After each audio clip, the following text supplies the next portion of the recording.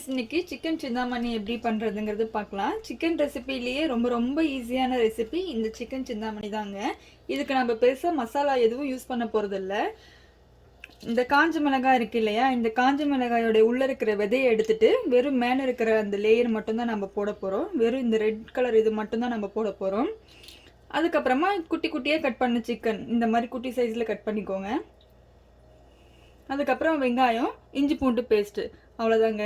இது ரொம்பவே ஈஸியாக பண்ணிடலாம். வெறும் 5 to 10 நிமிஷம் தான் ஆகும் இந்த சிக்கன் சிந்தாமணி பண்ணுறதுக்கு.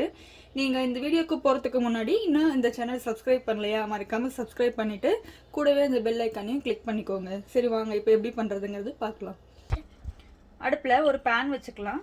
அதில் கொஞ்சமாக எண்ணெய் ஊற்றிக்கலாம். எண்ணெய் சூடானதுக்கப்புறம் சீரகம் ஆட் பண்ணிக்கலாம்.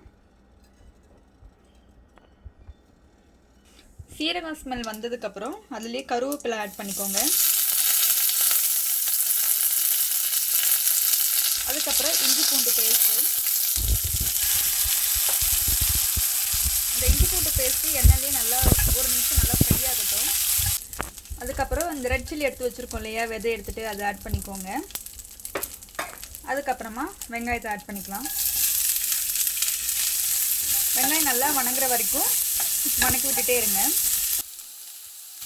வெங்காயம் நல்லா ப்ரௌன் கலரில் ஆயிடுச்சு. இப்போ நம்ம குட்டி குட்டியாக கட் பண்ணி வச்சுருக்கோம் இல்லையா, இந்த சிக்கன் இதெல்லாம் ஆட் பண்ணிக்கலாம்.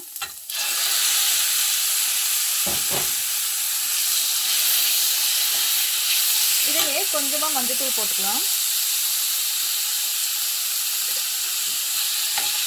இதை நல்லா மிக்ஸ் பண்ணி விடுங்க. நான் வந்து 2 வரமிளகாய் தாங்க எடுத்திருக்கேன். நீங்கள் எந்தளவுக்கு காரம் சாப்பிடுவீங்களோ அதுக்கு தகுந்த மாதிரி மிளகாய் ஆட் பண்ணிக்கோங்க. மிக்ஸ் பண்ணதுக்கப்புறம் ஒரு மூடி போட்டு மூடி வச்சுக்கோங்க. சிக்கனே தண்ணி விடும் அப்படிங்கிறதுனால நீங்கள் ஃபஸ்ட்டு தண்ணி ஊற்றாதீங்க. சிக்கன் பாதி வேகட்டும், அது வரைக்கும் நம்ம மூடி போட்டு மூடி வச்சுருக்கலாம்.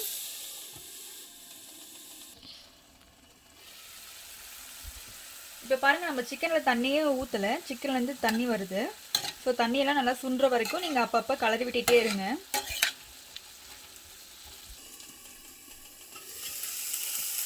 இப்போ பார்த்தீங்கன்னா சிக்கனில் விட்ட தண்ணியெல்லாம் நல்லா சுண்ட ஆரம்பிச்சிருச்சு. இந்த ஸ்டேஜில் நம்ம இந்த சிக்கனுக்கு தேவையான உப்பை ஆட் பண்ணிக்கலாம்.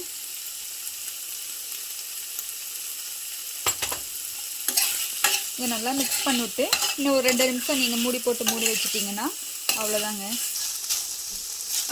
நம்ம சிக்கன் சிந்தாமணி ரெடி ஆயிடுச்சு. நம்ம சிக்கன் சிந்தாமணி ரெடி ஆயிடுச்சு. பார்த்தீங்கன்னா 10 நிமிஷம் தான் ஆச்சு நமக்கு இந்த டிஷ் பண்ணுறதுக்கு.